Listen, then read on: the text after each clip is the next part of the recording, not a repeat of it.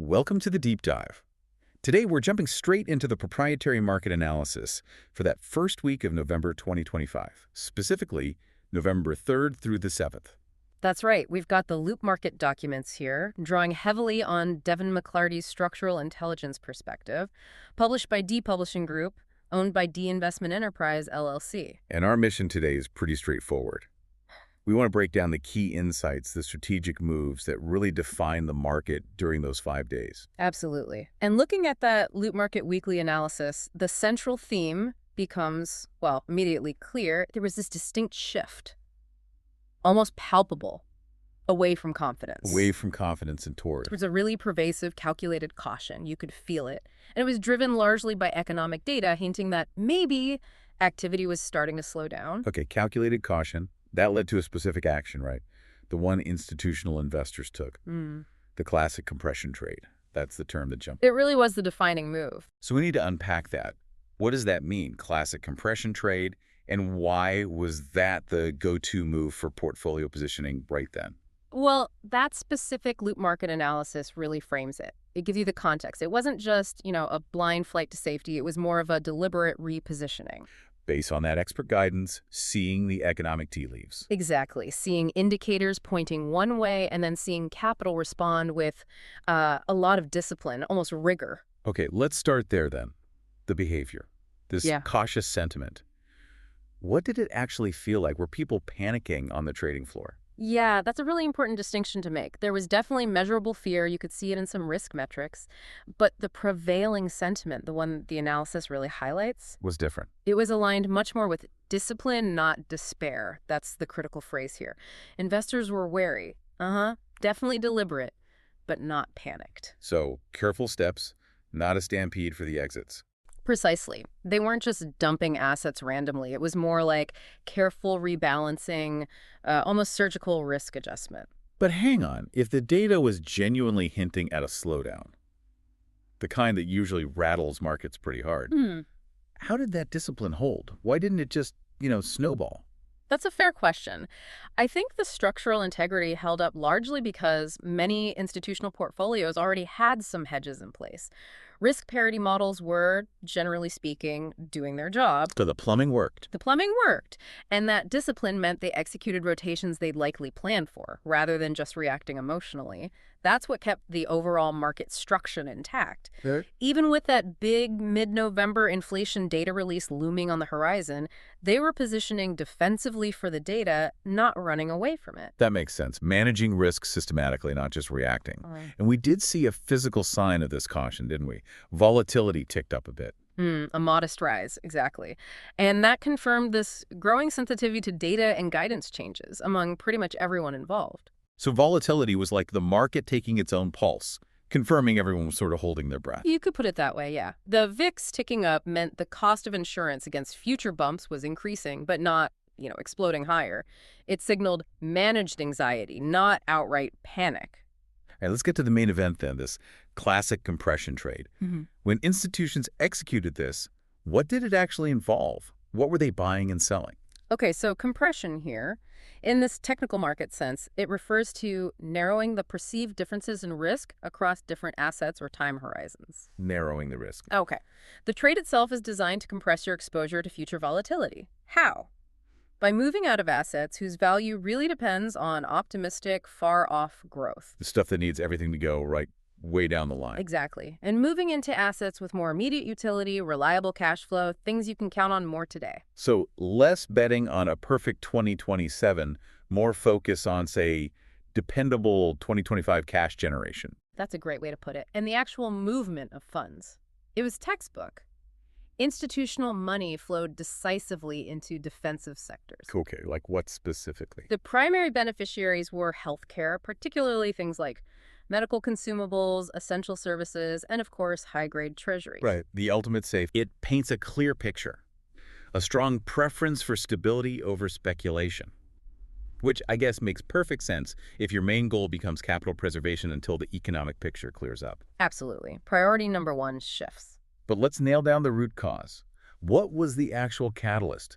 Was there one specific piece of data that made everyone tap the brakes and go defensive? It wasn't just one single number. Usually it's a confluence. But the core driver was recently released economic data that, taken together, hinted quite clearly at slowing economic activity. Things like, Could be disappointing housing starts, maybe softer manufacturing PMIs, perhaps a dip in consumer confidence surveys.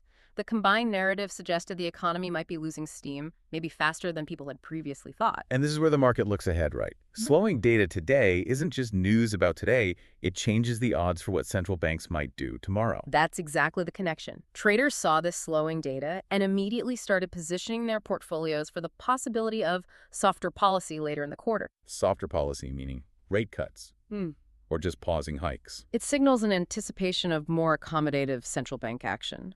The market started pulling forward expectations that the Fed or other central banks might need to ease off, maybe even cut rates to counteract that slowdown. So were they pricing in just a pause or actually bringing forward expected rate cuts into, say, Q1 of next year? That's a big deal for bond yields. The analysis suggests they were actively anticipating the need for accommodation. The compression trade works on two levels here. It protects capital now. The defensive part. Right.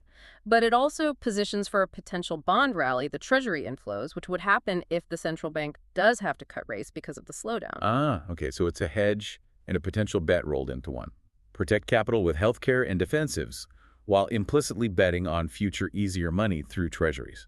That's the kind of structural thinking Devin McClarty focuses on in those LoopMarket docs. The defensive move is the immediate action, the bridge, ensuring safety while you wait for that policy confirmation. Okay, so positions are adjusted, the compression trade is largely done. Where does the market's focus snap to now? What becomes the absolute pivot point? It becomes laser focused. The entire weight, really, of the market's next immediate move rests squarely on the upcoming Consumer Price Index report, the CPI. Just that one report. Why is inflation the moment of truth right now, especially if the concern is slowing growth? Because the results of that CPI report will either validate or completely negate the rationale behind this whole strategic rotation we've been talking about. How so? Well, the CPI number will determine whether those rate cut expectations deepen or unwind. If inflation shows a significant cooling trend, it confirms the slowdown narrative and justifies anticipating softer policy. Okay, that fits the trade. Bayaki. If inflation remains stubbornly high despite those hints of slowing growth, well, then the whole thesis underpinning the defensive shift kind of falls apart. The Fed couldn't easily cut rates then, right? Right, that would put the Fed in a really tough spot. Stagflationary signals. Exactly. So the market is effectively priced for an outcome that hinges entirely on this single upcoming piece of data. Huge dependency. Wow.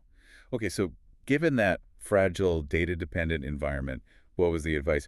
The LoopMarket analysis usually offers a strategy. It did. A very clear, actionable, three-pronged strategy for navigating precisely this kind of uncertainty.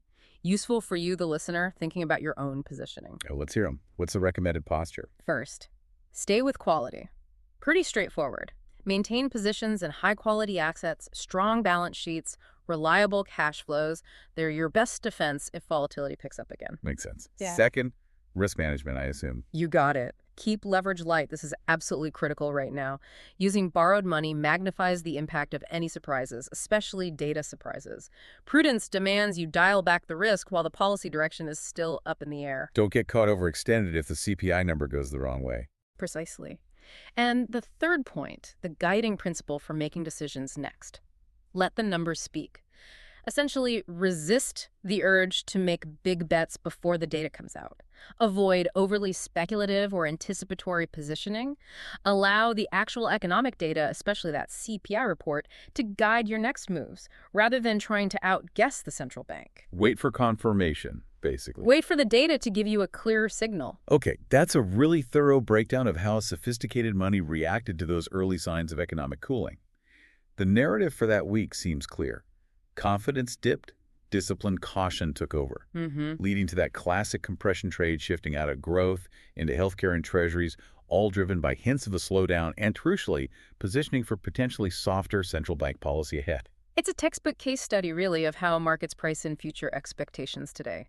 The anticipation becomes the reality, for a while at least. But you always leave us with something to chew on. What's the final provocative thought here?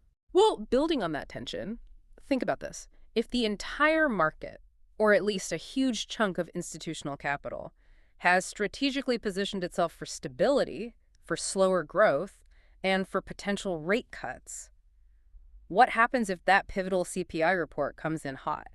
If it surprises everyone with higher inflation? Yeah, that would throw a massive wrench in the works. It directly contradicts the narrative that justified the whole compression trade. Exactly. So the question for you is, how quickly does that market structure, the one held together by discipline and the expectation of easier money, how quickly does that dissolve when the actual numbers tell a completely different story? Oof, that reversal risk. That's the tension. That's what defines this current environment, making everyone, as you said, hold their breath for the next big data point. A perfect place to leave it. That really highlights the knife edge the market was on. Thanks for walking us through the structural intelligence from LoopMarket for that week. My pleasure. Always interesting to connect the macro dots to the money flows. And thank you all for joining us for this deep dive. We'll catch you next time.